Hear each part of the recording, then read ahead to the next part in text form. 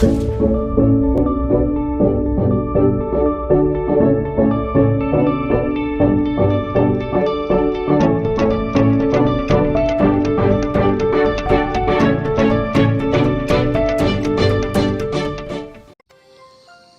sedang berada di satu puncak gunung, dan kalau boleh saya melihat semua pemandangan yang ada dari kejauhan sungguh sangat luar biasa.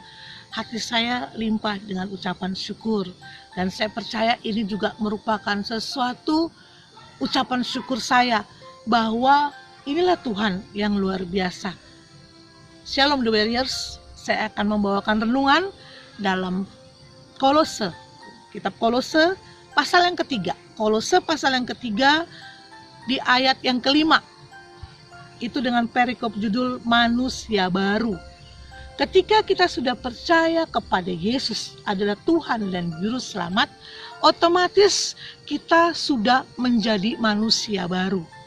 Dan kita tinggal bersama dengan Yesus. Selalu ada limpah ucap syukur. Ucap syukur yang bagaimana yang Tuhan mau? Kita baca di dalam Kolose 3 ayat yang ke-16 dan 17. Demikian firman Tuhan, ayat yang ke-16, hendaklah perkataan Kristus diam dengan segala kekayaannya di antara kamu.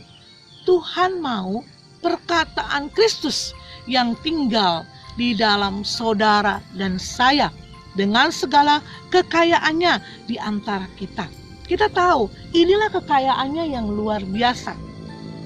Tapi Tuhan ingatkan bahwa melalui kekayaan ini tetap kita katakan hanya untuk Yesus.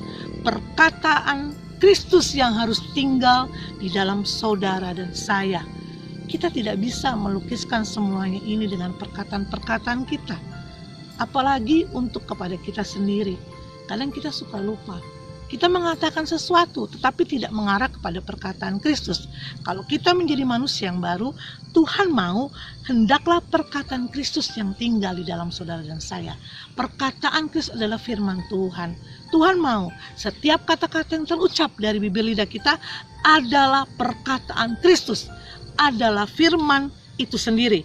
Selanjutnya dikatakan, sehingga kamu dengan segala hikmat mengajar dan menegur seorang akan yang lain, dan sambil menyanyikan mazmur.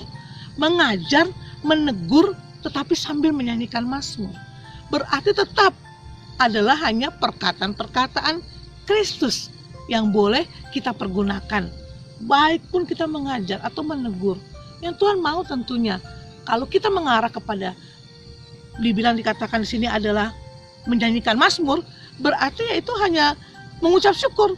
Tidak ada yang namanya untuk sindiran, untuk marah-marah apalagi ya. Selanjutnya, dan puji-pujian dan nyanyian rohani, mengarah kepada puji-pujian, kepada nyanyian rohani, karena itulah sebenarnya ucapan syukur yang tanpa kita sadari kita boleh tinggal di dalam situasi apapun hanya mengucap syukur dengan perkataan-perkataan Kristus yang tinggal di dalam saudara dan saya.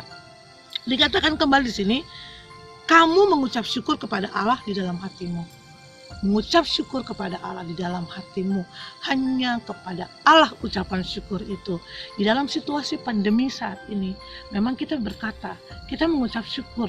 Kadang-kadang, kok bisa ya tiba-tiba ada yang kirimkan sesuatu buat kita?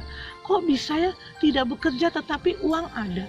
Kok bisa ya? Ingat, itu bukan kita. Kita hanya bisa mengucap syukur. Kadang-kadang ucapan syukur kita itu mengarah kepada kita. Tapi pada saat ini saya mau beritahukan bahwa ketika Yesus ada bersama dengan kita, ketika kita menjadi manusia yang baru, ucapan syukur itu hanya untuk Tuhan Yesus saja. Ayat 17 dikatakan demikian, dan segala sesuatu yang kamu lakukan dengan perkataan atau perbuatan, lakukanlah semuanya itu dalam nama Tuhan Yesus. Kembali lagi, perkataan, perbuatan di dalam nama Tuhan Yesus. Jadi tidak ada sedikit pun perkataan, perbuatan yang bisa meninggikan kita. Hanya di dalam nama Tuhan Yesus. Bisa dong kalau perkataan yang ini ya punya saya, yang begini punya Tuhan. Tidak, segalanya itu benar-benar kita harus di dalam nama Tuhan Yesus. Hanya Tuhan Yesus saja yang ditinggikan. Selanjutnya, lakukanlah semuanya itu dalam nama Tuhan Yesus sambil mengucap syukur oleh Dia kepada Allah Bapa kita. Ternyata ucapan syukur itu hanya kepada Yesus, kepada Allah Bapa kita. Tuhan luar biasa sekali. Biarlah pada saat ini setiap ucapan syukur yang ada pada kita hanya meninggikan nama Tuhan saja. Karena melalui kebenaran firman Tuhan ini, Tuhan mau perkataan, perbuatan, apa yang kita lakukan, baik kita mengajar, baik kita menegur, hanya berfokus kepada perkataan Yesus yang tinggal di dalam saudara dan saya. Minta hikmat kepada Roh Kudus. Bagaimana caranya untuk kita bisa melakukan semuanya itu? Dan saya yakin dan percaya bahwa di situasi saat ini banyak sekali orang yang memerlukan ucapan syukur yang keluar daripada bibir lidah kita. Biarlah kita boleh menjadi kekuatan bagi banyak orang. Tuhan sungguh sangat baik dan luar biasa. Saudara dan saya terpilih di dalam kasih-Nya. Sampai berjumpa lagi The Warriors. Ada satu pujian. Ku naikkan syukur padamu Yesus. Tuhan Yesus memberkati.